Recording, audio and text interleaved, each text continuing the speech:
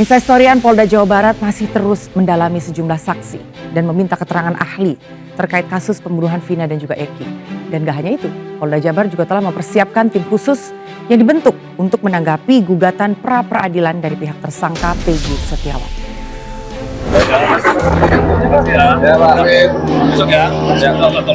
Polda Jawa Barat memastikan proses penyidikan atas tersangka Peggy Setiawan akan terus dilanjutkan. Beberapa keterangan tambahan telah berhasil dikumpulkan dari saksi-saksi yang telah didatangkan sejak Senin lalu. Penyidik juga melibatkan saksi ahli untuk membantu mendapatkan bukti-bukti yang dibutuhkan dalam pemberkasan tersangka Peggy Setiawan. Saksi tambahan dari pihak keluarga serta rekan-rekan Peggy pun mulai lengkap. Tak hanya itu, Polda Jawa Barat juga telah mempersiapkan tim yang khusus dibentuk untuk menanggapi gugatan pra-peradilan dari pihak tersangka Peggy Setiawan.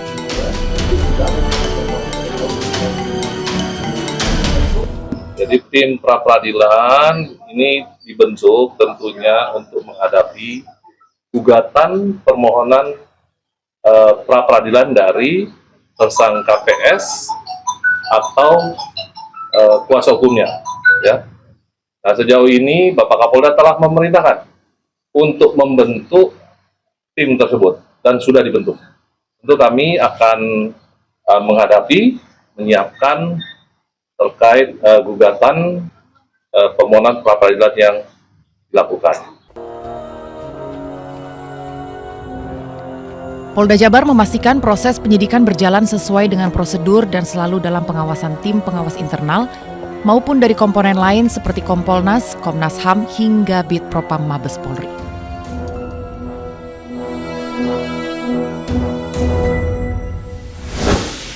Usai Oto Hasibuan, akhirnya Hotman Paris pun sebagai kuasa hukum keluarga Vina ikut bersuara. Hotman bahkan sampai mendesak Presiden Jokowi untuk menghentikan proses hukum yang sedang berjalan. Nah lo, bingung kan? Soalnya menurut Hotman teman-teman, kasus ini pro justisia alias tidak bisa dilanjutkan karena proses hukum yang sebelumnya bertolak belakang.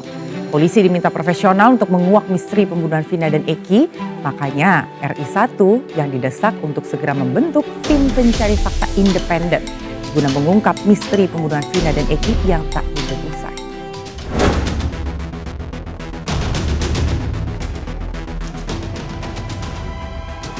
Desakan untuk mengusut tuntas kasus pembunuhan Vina dan Eki terus bergulir. Tidak hanya menuntut polisi bekerja secara profesional di dalam mengungkap kasus ini, namun banyak pihak yang meminta Presiden Joko Widodo turun tangan dalam kasus Vina.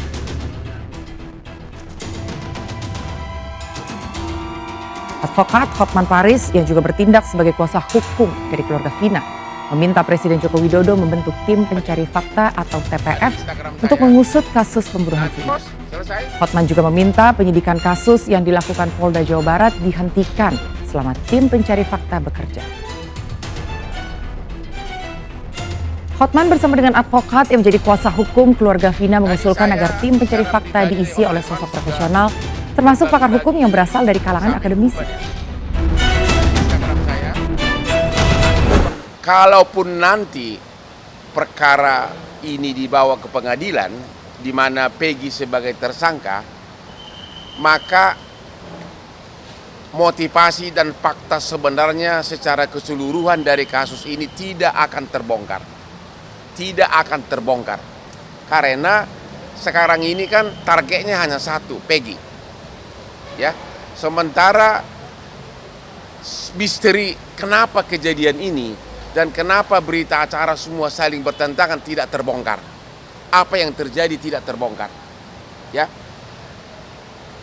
Penyidik nanti sama jaksa hanya akan berpatokan kepada hukum acara pidana formil. Dia akan mengatakan 2 alat bukti cukup. Peggy bersalah. Dia akan mengatakan begitu. Akhirnya kasus ini akan menguap dengan sendirinya. Akan berakhir di situ. Sementara yang apakah benar fiktif atau tidak akan lagi ditindaklanjuti. Maka kami dari tim Hotman 911 yang sebagai kuasa hukum dari keluarga Vina berpendapat kasus ini sebaiknya penyidikannya sementara ditunda dulu agar Pak Jokowi membentuk tim pencari fakta yang netral, terutama dari para ahli hukum pidana dari universitas, untuk menyelidiki fakta sebenarnya, dan setelah terkumpul nanti baru diserahkan kepada penyidik untuk dilanjutkan ke kejaksaan dan persidangan.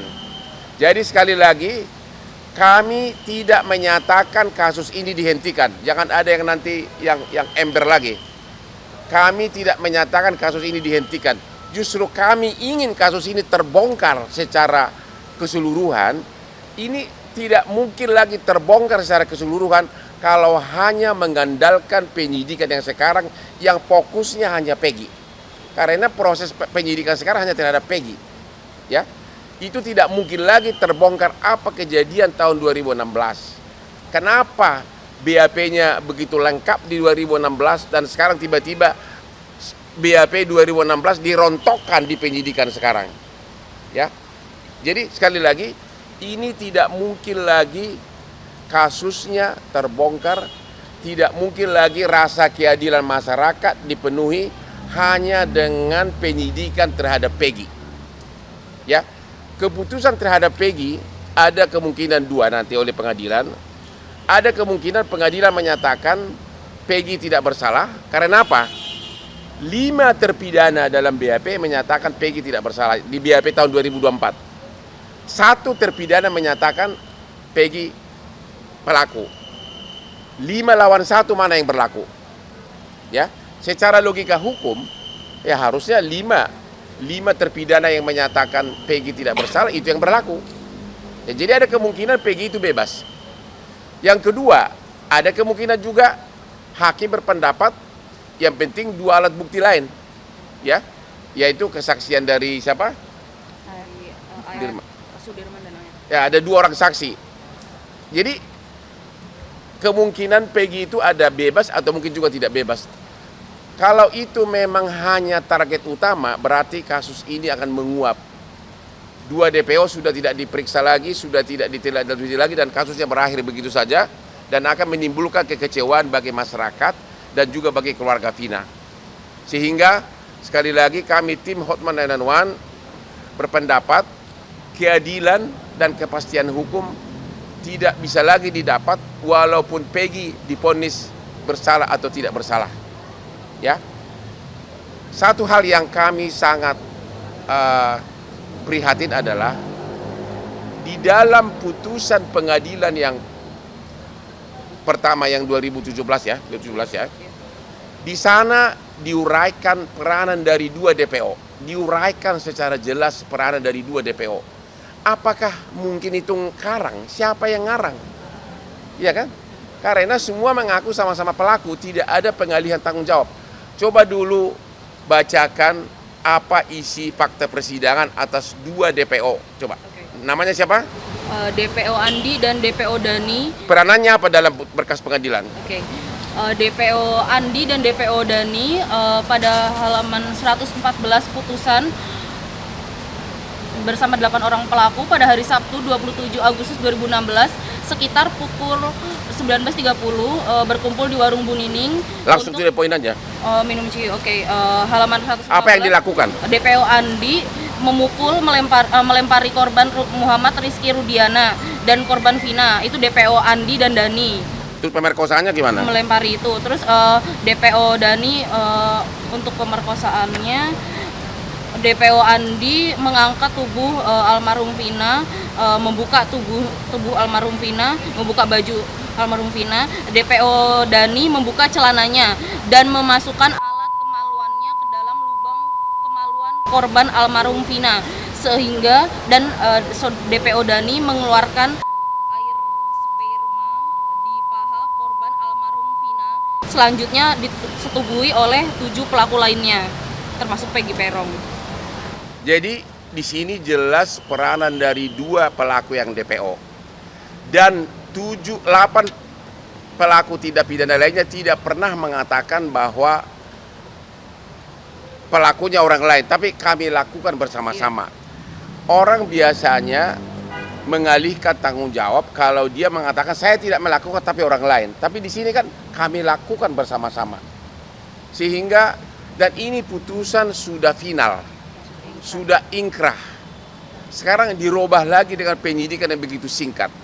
Makanya kita mengatakan masyarakat sudah tidak akan dapat lagi mengharapkan keadilan jangka panjang, tidak akan puas kalau hanya menunggu Peggy disidangkan, yang kemungkinan dinyatakan bersalah atau tidak bersalah.